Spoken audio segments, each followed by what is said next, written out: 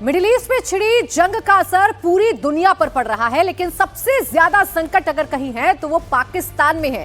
पहले से ही आर्थिक इमरजेंसी झेल रहे पाकिस्तान की मुसीबतें और बढ़ गई हैं। तेल की सप्लाई ठप होने से पाकिस्तान में हाहाकार मच गया है।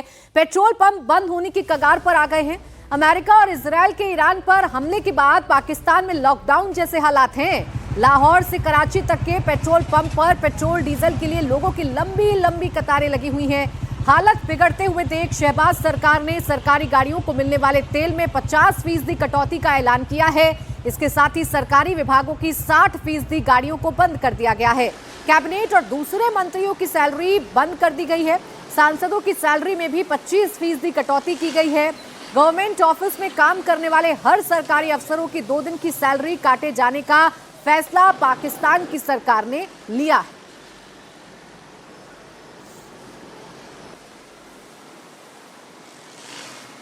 हालिया दिनों में तेल की कीमतों में जो इजाफा करना पड़ा वो बिलाशुबा एक इंतहाई मुश्किल और दिल पर पत्थर रखकर किया जाने वाला फैसला था। मेरी ये भरपूर कोशिश होगी कि तेल की कीमतों में आइंदा इजाफे का बोझ आप पर न पड़े। आइंदा 2 माह के लिए सरकारी महकमों की गाड़ियों को मिलने वाले तेल में 50% फिल फॉर कटौती की जा रही है। तमाम सरकारी महकमों की 60% गाड़ियों को बंद किया जा रहा है।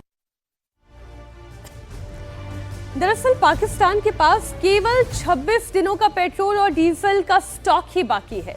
पाकिस्तानी रिफाइनरीज के पास 10 दिन के लिए ही कच्चा तेल बाकी है।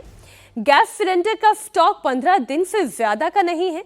शहबाज सरकार की रातों की नींद उड़ गई है और इसलिए रातों रात पेट्रोल डीजल की कीमतें 55 रुपए प्रति लीटर तक बढ़ा दी गई है। पाकिस्तान में अब पेट्रोल की कीमत लगभग 321 से 336 रुपए प्रति लीटर और डीजल 335 रुपए प्रति लीटर के पास पहुंच गई है। पेट्रोल डीजल के दाम में बढ़ोतरी की वजह से पेट्रोल पंप पर कतारें हैं। की रिक्वायरमेंट है कि आपने मिनिमम स्टॉक हर हाल में रखना है और अगर आपकी वो स्टॉक इस वक्त मौजूद होती तो आपको ओवरनाइट ये चेंज करना ना पड़ता। आपने ये कर दिया, जिन लोगों के पास है तो आपको ये बताना पड़ रहा है। इसलिए ये लोड मिसमैनेजमेंट है बजाय इसके कि इन्होंने लोगों को इस तरह जल्दी पास ऑन किया। अगर ऐसा ही होता 20% सारी दुनिया में फर्क पड़ता, फिर पाकिस्तान में 20% भी इंक्रीज आ जाती तो चलो वो तो एक अलग बात है। पाकिस्तान में मचे कोहराम से निपटने के लिए सरकार ने मंत्रियों, सलाहकारों और अफसरों के विदेश दौरों पर भी पाबंदी लगा दी है। सरकारी जलसे और इफ्तार पार्टी पर भी रोक लगा दी गई है। स्कूल कॉलेजेस में 2 हफ्ते के लिए छुट्टियों का ऐलान कर दिया गया है। वहीं सरकारी और प्राइवेट ऑफिस में 50% स्टाफ के लिए वर्क फ्रॉम होम के ऑर्डर जारी कर दिए गए हैं। पहले से महंगाई की मार झेल रही पब्लिक पर अब जरूरी सामान के दाम बढ़ने से परेशान है और शहबाज सरकार को पब्लिक कोस रही है। बहुत किराया बढ़ गया, 2000 पिंडी कर दिया, इतना इन्होंने कर दिया, महंगाई कर दी है। रमजान के महीने में इनको शर्म नहीं आती और आगे मजीद फिर इन्होंने कहना है कि हमने डीजल बढ़ाया है। खुदा का खौफ करे, पहले आवाम के पास नहीं है खाने को, आप लोग डीजल बढ़ा रहे हैं। बस हम तो यही कह सकते हैं कि हमारे तो अजाब ही है, परेशानी है। तो पेट्रोल महंगा होता जा रहा है, काम तो है नहीं, लेकिन लिहाजा इनको ये चाहिए कि पेट्रोल की कीमत कम कर देनी चाहिए। 100 रुपये किराए में इजाफा हुआ है, मजीद आज होगा।